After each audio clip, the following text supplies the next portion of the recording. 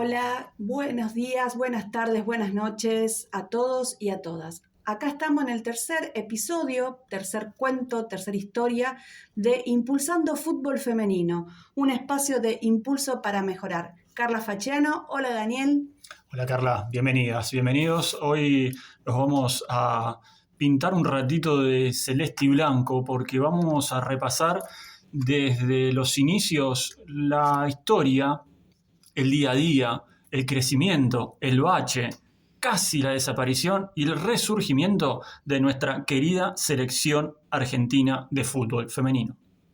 Sí, la realidad es que, en el anterior episodio estuvimos hablando un poco de la historia de aquel 1971, de aquel mundial que no era reconocido. Y ahora queremos ver cómo empezó también la historia de nuestra selección argentina, sus protagonistas, sus pasos, todo lo que le ha costado en llegar al presente que tenemos hoy. Entonces, lo importante es ir conociendo cómo empezó y podemos hacer un poquito de historia con respecto a eso, pensar que en 1991 empiezan los mundiales oficiales, que Argentina solamente participó en 4, después de estar tanto tiempo en un bache de casi 12 años de no participar, y también los pros y los contras de cómo las jugadoras llegaban a esos mundiales, sus entrenamientos. Creo que es importante ver que los recursos que tenían en ese momento, también vamos a pasar un poquito de esos reclamos que se hicieron para que se las escuchara. Recapitulando, ustedes si nos siguen en estos encuentros recordarán que en el capítulo anterior mencionamos y tuvimos el placer, el agrado y la enseñanza de escuchar a Pelusa Ponce con la gesta de México 71. Bueno, ese es el inicio de la historia en celeste y blanco, la primera conformación de una selección que no tenía camiseta, no tenía botines, no sabían ni los propios familiares que ese grupo de jugadoras iba a participar de ese mundial. Pero bueno, como decía Carla, oficialmente tenemos que hablar de los mundiales FIFA que comenzaron en el 91 y Argentina no participó ni en el 91, ni en el 93, ni en el 95. También para situar y contextualizar una liga que no era oficial, que no tenía lugar de competencia. También recordando lo compartido la semana pasada, la selección argentina se entrenaba en un predio alquilado en Derqui, prestado por un ciudadano común, no venía del fútbol el predio donde entrenaba la selección argentina. Y al no tener una liga profesional, claro, las diferencias eran notorias, eran inmensas entre cualquier tipo de otra selección, sea de este continente y ni hablar de las selecciones europeas. Claro, y no tener un espacio propio, no tener competencia, porque no participar en el Mundial, pero tampoco había competencia, porque también los recursos para viajar o ir a jugar con otra selección no era lo común, no era lo habitual. Y la realidad es que Argentina va de atrás, no participa en los primeros mundiales, recién participa en el 2003, en el primer mundial. Lamentablemente, de los 4 mundiales no pudieron pasar la primera fase. Siempre hay un mejoramiento en cada participación y eso hay que decirlo.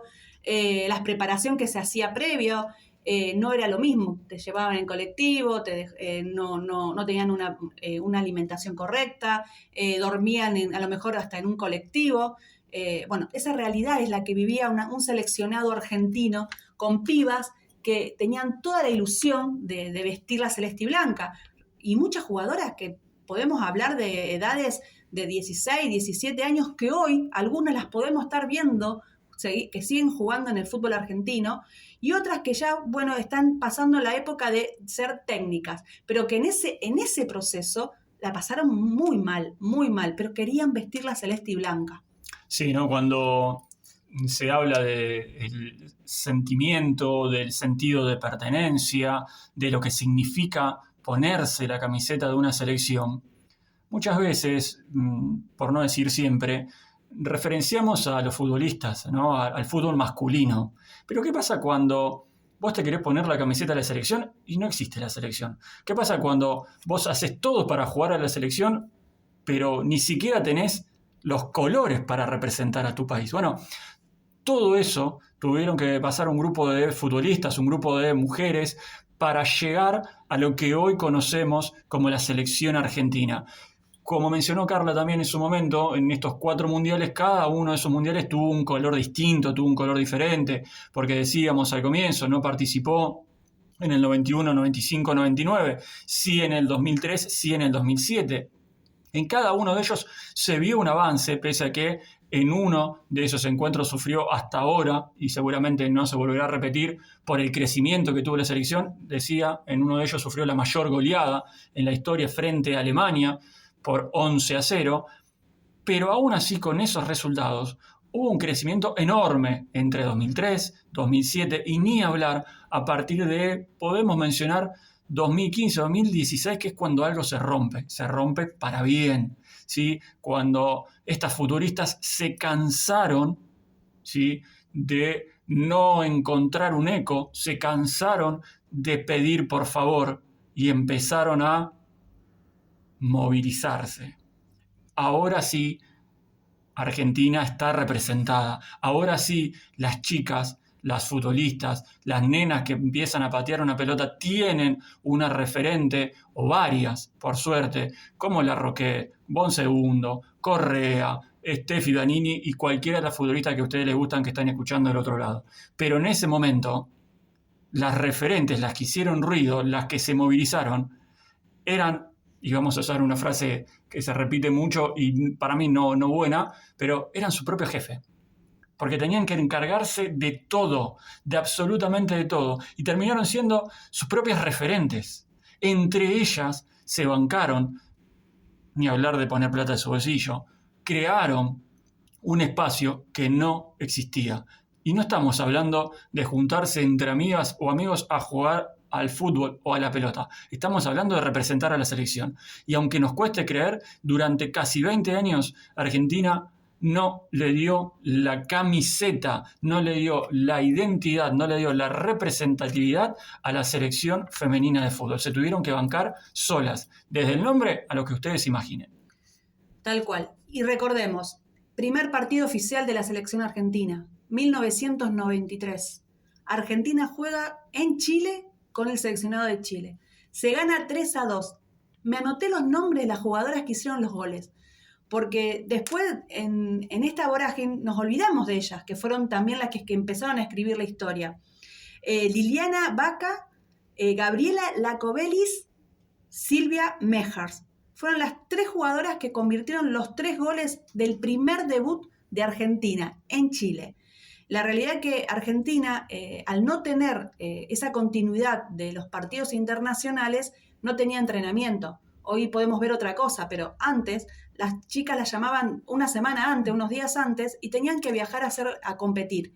Por eso también es lo que Daniel contaba muy bien, esos cambios que se ven a medida que van compitiendo en los distintos mundiales, que ya vamos a llegar a los mundiales más actuales.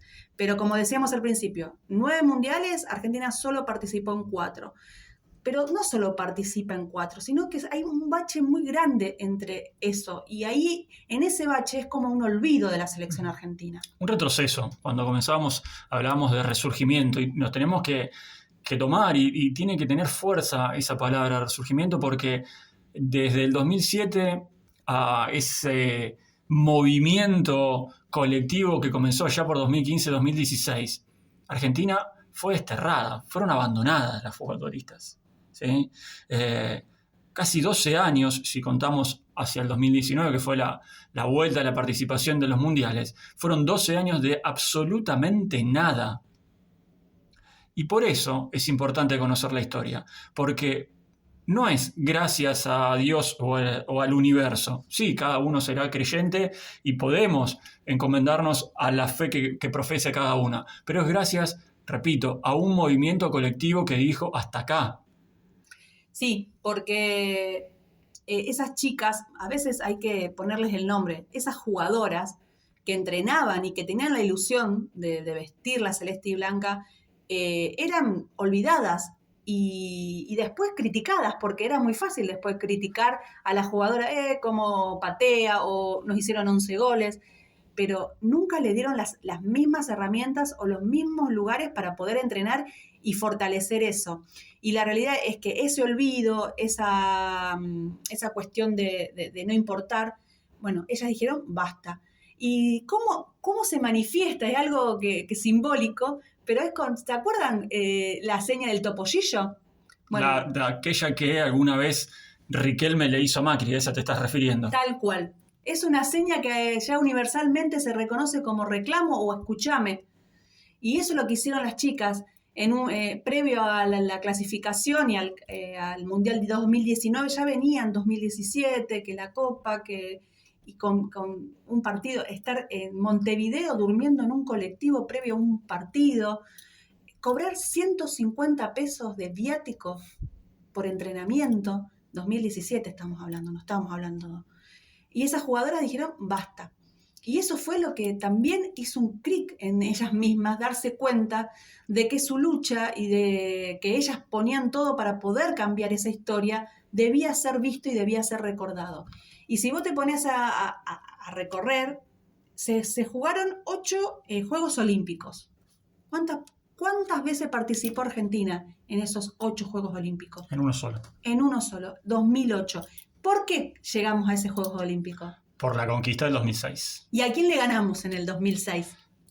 Diría un registro histórico por todo lo acontecido, porque se jugó casi a puertas cerradas, solamente estaban presentes los familiares de las jugadoras, y Argentina le ganó a Brasil, a la misma potencia que es hoy Brasil, y le ganó 2-0, y le ganó con mucha clase, le ganó con mucha holgura, más allá del resultado. Se jugó casi a puertas cerradas. Sin ninguna noticia. Si vos vas a buscar en el pasado, buscar noticias, no hay muchos registros. No hay muchos registros. Y la realidad es que eso se pierde. Y entonces ellas se dieron cuenta ahí todo el potencial que tenían. Le ganaron a Brasil, que en Latinoamérica es potencia y que también lo ha demostrado a nivel mundial, lo ha demostrado también. Y ahí sale campeón y eso nos permite una clasificación a los Juegos Olímpicos Pekín 2008. Algo que no tenemos que perder de vista en estos números, en estas estadísticas, porque Argentina tiene registro favorable, excepto con Brasil, con todos los equipos rivales de Sudamérica. En Norteamérica solo tiene registro negativo frente a Estados Unidos. Tiene una goleada histórica frente a Bolivia por 2-0 en la década del 90, a mediados de la década del 90, que es la mayor diferencia de goles que sacó Argentina a nivel selecciones. Y así y todo, estamos hablando que esos resultados, el del 2006 incluido, se dieron en un contexto absolutamente negativo. Entonces, que los números no nos hagan perder de vista y que nos ayude y nos acompañe a reflexionar.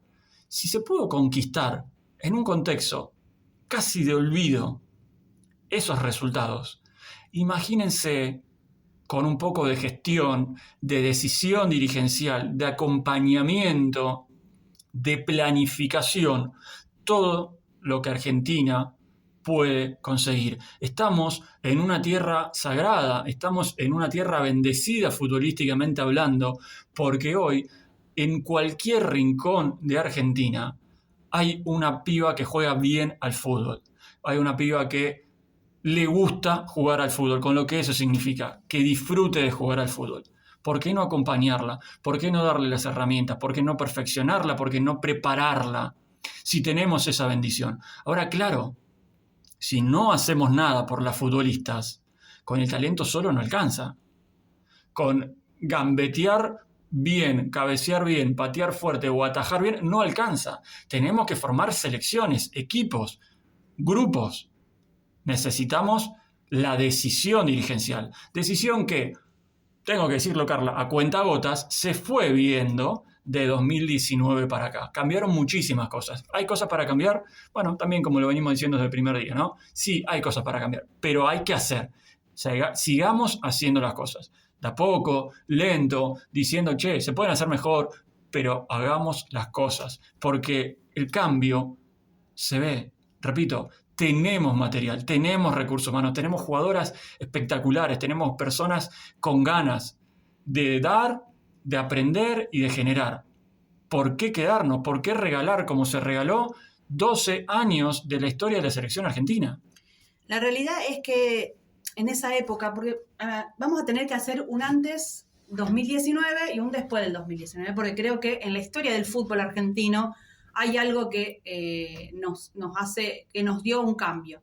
Antes del 2019, cuando los clubes jugaban cada uno en una liga que no estaba formalizada, que estaba la Liga de AFA, pero con solo equipos de Buenos Aires, que en el país se estaba formando y que jugaban las ligas con el esfuerzo que hacían cada jugadora, las convocatorias eran a lo mejor muy, muy arbitrarias o no conocían a todas las jugadoras, no tenían el entrenamiento que deberían tener para poder vestir la celeste y blanca, pero esas mismas jugadoras fueron las que se fueron formando ellas mismas para poder estar ahí en esa selección.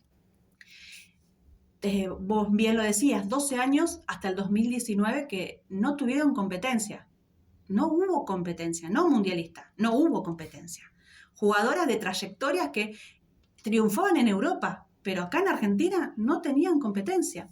Entonces, después del reclamo de ellas mismas, de que hasta habían armado, se cuentan por distintas periodistas que han laburado un montón esto y que lo han transmitido y es por eso que hoy podemos contar esa historia, gracias a tantas periodistas que en ese momento trabajaron y estudiaron y investigaron para que nosotros hoy, 2024, tuviéramos esta historia. Dicen que se había armado hasta una asamblea para ver cómo hacían el reclamo. Habían tirado una idea, jugar sin escudo de AFA. Después les dijeron, no, chicas, ojo que con eso pueden quedar descalificadas. Entonces viene ese recuerdo de Riquelme y bueno, ¿por qué no? Que nos escuchen, que nos vean. Y a partir de ahí se ven el esfuerzo que se hace, que es verdad, como decía Daniel, poco, pero por lo menos los cambios se fueron viendo. 2019, semiprofesionalismo, la lucha también viene después de una gran lucha, viene un mundial que para clasificar tuvimos que ir a repechaje. Y ahí se ve, por lo menos desde mi óptica, y esto también está puesto a debate obviamente, el primer gran cambio social, repito, siempre desde mi óptica, ¿no? Ver un estadio de Arsenal de Sarandí repleto de hinchas de la selección argentina fue gratificante. Fue muy importante incluso para ellas mismas, para darse cuenta que sí, que vale la pena, que sí, que la lucha está dando resultados, que se puede. Y finalmente se pudo, porque Argentina superó ampliamente en el global a la selección panameña y se terminó clasificando al Mundial. Pero ver el estadio de Arsenal repleto, me parece que fue el gran puntapié para que todos también nos demos cuenta que se puede. Fíjate qué diferencia, el 2006... Cancha vacía, sin publicidad, sin visibilidad. Esto fue una decisión política, de que no se conozca, que iba a estar ese partido. Movilizaron un montón de lugares. A Rosario fue invitado para que fueran a ver el partido. Lo transmitió Teis Sport. Hubo una decisión de que esto se notara y que y mirá lo importante, necesitaban el apoyo del pueblo argentino para esas pibas que iban a dejar todo para clasificar nuevamente. Y me recuerdo que en las previas de ese partido que se había generado con tanta expectativa, hasta habían armado un cancionero a las propias hinchas para cantar ese día.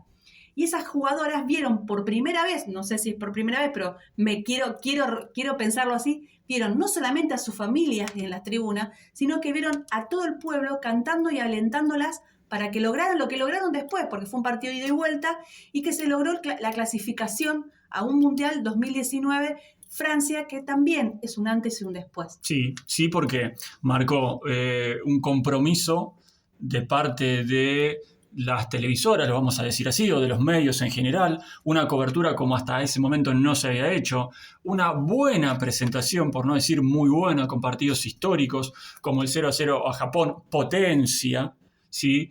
A nivel mundial, un 0-1 frente a Inglaterra con una Vanina Correa brillante.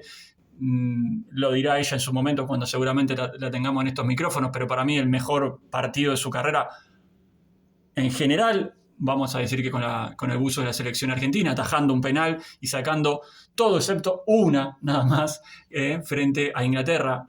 Y acá otra vez contextualizarnos, porque los nombres a nosotros nos lleva directamente al fútbol masculino y ese es un grave error. Es decir, 0-0 con Japón, uno lo lleva al fútbol masculino, empatan. No, el fútbol femenino japonés es completamente diferente, son potencias mundiales, son campeones olímpicas, son campeones del mundo, son impresionantes, tanto que en uno de los últimos recientes amistosos, Japón le ganó a la selección argentina por un marcador abultado. Pero en ese momento, en el Mundial 2019, se terminó empatando de manera, repito, histórico, 0-0. Y si no mal no recuerdo, fue el primer punto que saca Argentina. Exactamente, porque en los mundiales anteriores Argentina había perdido los 3 encuentros en cada uno de esos mundiales. 0-0 con Japón, 0-0 con Inglaterra y un 3-3. 1-0 perdimos, aunque parecía que le Perdón, 1-0 con Inglaterra, 0-0 con Japón, 0-1 con Inglaterra y un 3-3 con Escocia, después de ir perdiendo 3-0, y esa sensación de que faltaba un minutito más, que la jueza de aquel entonces, no recuerdo la verdad el nombre, si daba un minuto más de agregado, Argentina lo terminaba ganando ese partido, ¿no? Un segundo tiempo, una remontada, una garra de esas jugadoras que pusieron todo para poder dar vuelta a algo que parecía imposible, que ya estaba juzgado. Y que eso dio la posibilidad a esperar los otros resultados que si se hubieran dado nos hubieran permitido el histórico que era pasar de fase. Bueno, esos minutitos que faltaron en Argentina sobraron en el otro partido porque en tiempo de descuento Argentina se termina quedando afuera, haciendo un mundial, repito, y subrayenlo, histórico, por resultados, por rendimiento y por prestación, por lo que fue una liga naciente representar de esa manera a la selección. Después, bueno, mucho más acá en el tiempo, el año pasado, este mundial, que queda aún sin sabor también, ¿no? Yo creo que ahí quiero retomar un poquito con respecto a las clasificaciones a los mundiales. La realidad, tengo que ser sincera, no sé muy bien cómo eran antes, pero es muy injusto que solamente en una Copa América se decida todo, a todo nada. Le da mucha responsabilidad y mucha presión. En esa Copa América que Argentina clasifica en tercer lugar para el Mundial. Que gana Paraguay.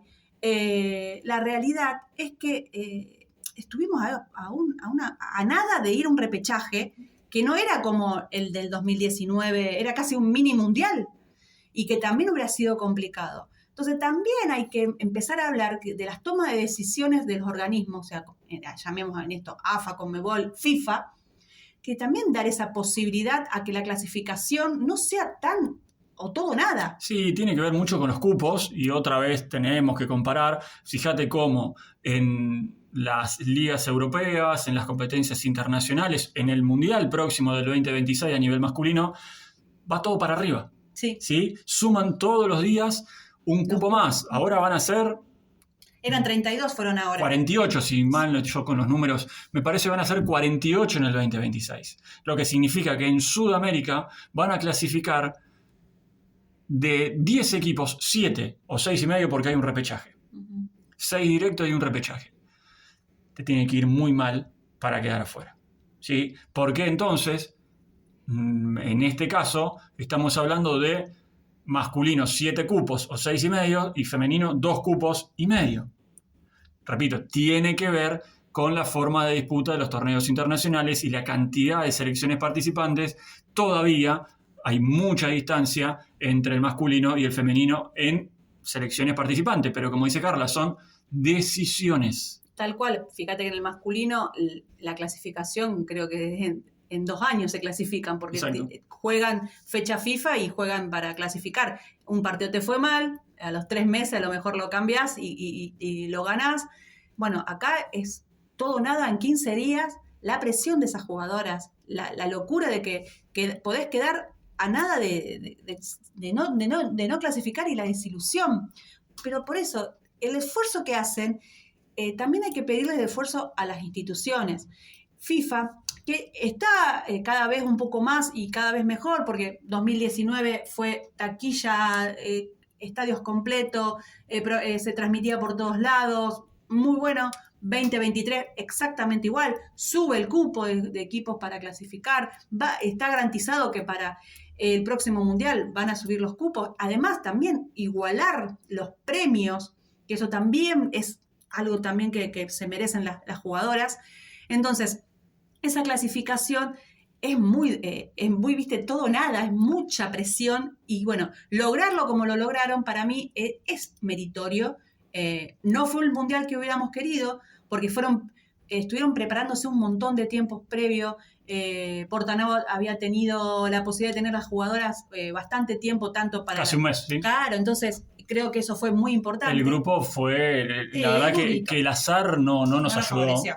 Porque enfrentar a dos selecciones europeas y una selección africana, si nos dan a elegir, claramente no hubiéramos elegido ese grupo. Pero bueno, para comprender también, vamos a contar algo, una infidencia sin dar nombres, obviamente, pero para comprender esto que decía Carla, ¿no? De que muchas veces se pide más de lo que se da. Me tocó trabajar de manera interna con una jugadora que participó de esa selección, la selección para clasificar al Mundial 2023, que se jugó todo en una Copa América donde perdías un partido y te quedabas afuera.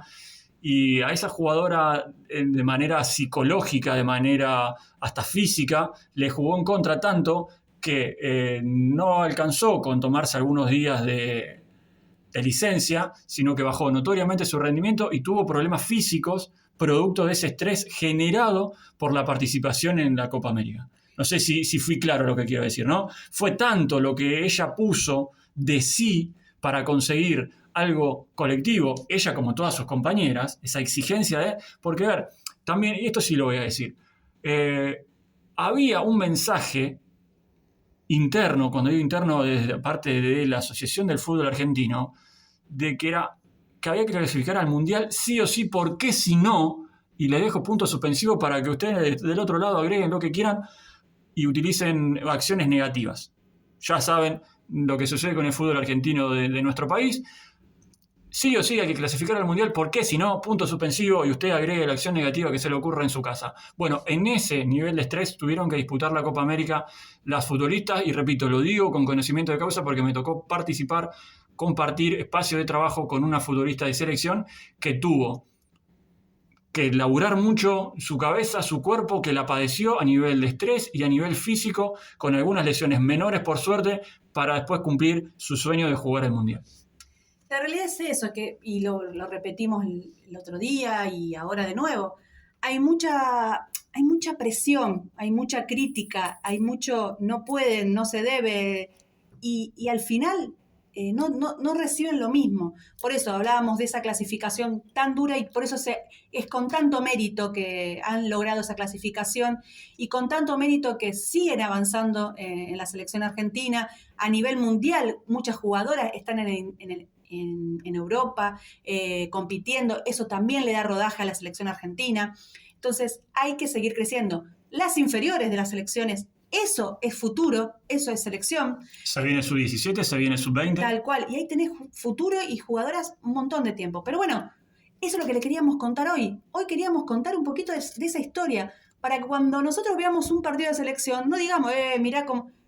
Sepamos de dónde viene todo. Sepamos el esfuerzo que hacen esas jugadoras por vestir la celeste y blanca. No es lo mismo, no es para todos igual. Y la selección argentina, estas pibas, sí les digo pibas, porque estas pibas jugaron y brindaron el corazón por la selección argentina.